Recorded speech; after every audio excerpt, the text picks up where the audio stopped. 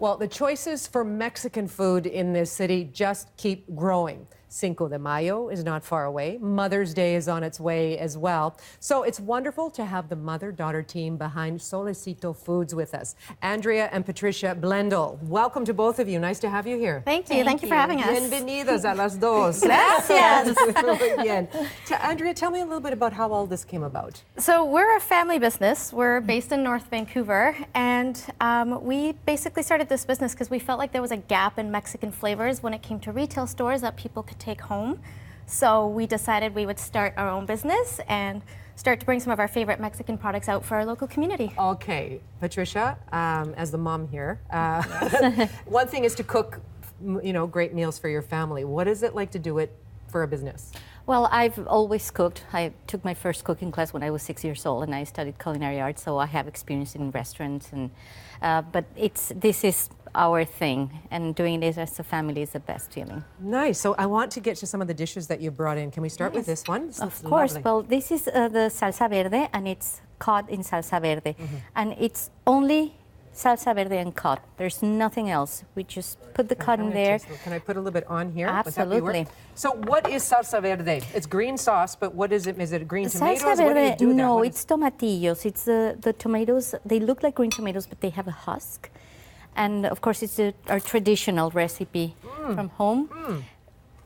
Delicious. Oh, so you just poach it in there? Just poach it in there, and that's all. Nothing, just fish. So these products are available in supermarkets and that type of thing. You don't have a restaurant yet? Not yet. Not yet.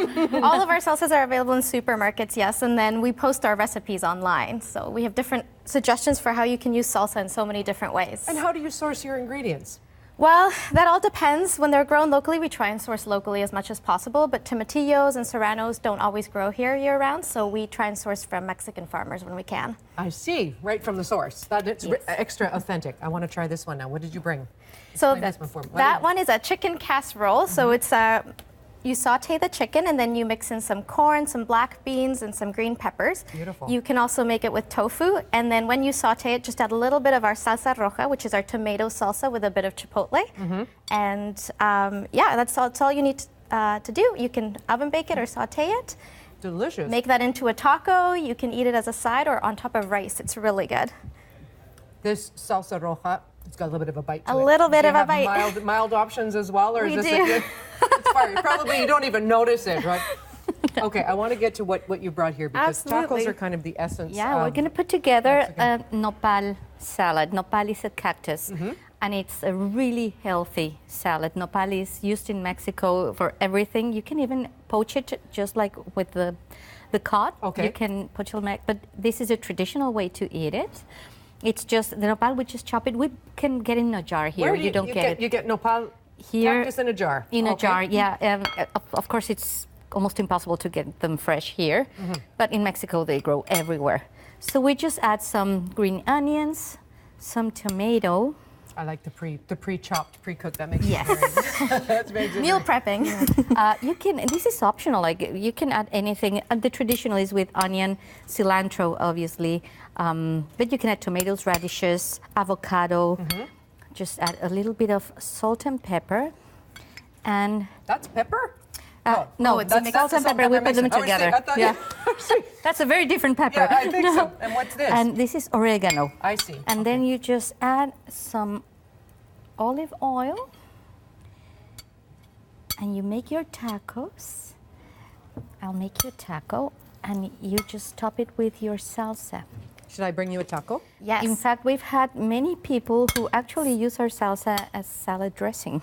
Do you make the tacos as well? The tortillas, yeah. So we've heated these up already. They're much better when they're nice and warm. How did you do that? You can either put them. The traditional way is a comal, which is a sort of a pan that you can put on a stovetop, but you can do it in a regular pan.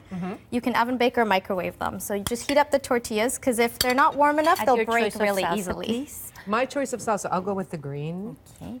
salsa verde. So this one's also medium, so it's a little spicy. No, I can take the Okay. spice. I was joking about it. All right, you have to tell me what's the right way to do this because I inevitably get it on my clothes and I still have to get through the rest of the show. So You're right. I would do that. Yep. Is So there anything else? Or you just kind of want to hold it like that. So yeah, just pinch it. The key is to have either a plate or a taco underneath. So it will drip. So it will drip. Yeah. But you got to tilt your head kind of at a 45-degree angle. These are rules, and your arm actually. up. Yes, seriously. It's true. Because then you lean in. Yes. Yep. Tilt your head, and then you got to tilt the taco up into your mouth. So anything the that taco falls goes up.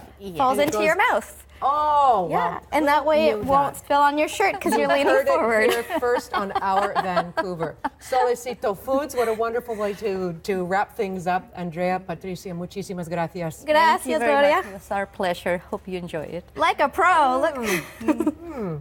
Gorgeous.